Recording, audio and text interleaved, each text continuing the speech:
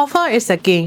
အားလုံးပဲမင်္ဂလာပါညီမကတော့ Senior Marketing Advisor မသက်လင်းပဲဖြစ်ပါတယ်။သက်လင်းဒီနေ့ sharing လုပ်ပေးမယ့်အကြောင်းအရာလေးကတော့ Offer is a king ဆိုတာလေးပဲဖြစ်ပါတယ်။ဟုတ်ပါတယ်အခုခေတ်မှာအရန် competitor တွေများတယ်ပြီးတော့ဈေးကွက်မှာဆိုလို့ရှိရင်လည်းအပြိုင်အဆိုင်အများကြီးလောက်ကြရရှိရ။ဆိုတော့အဲ့ဒီအချိန်မှာကိုရီးယား offer ဆိုတဲ့အရာလေးကိုကောင်းကောင်းလေးစဉ်းစားတတ်ဖို့လိုပါတယ်။ Offer ဆိုတဲ့နေရာမှာ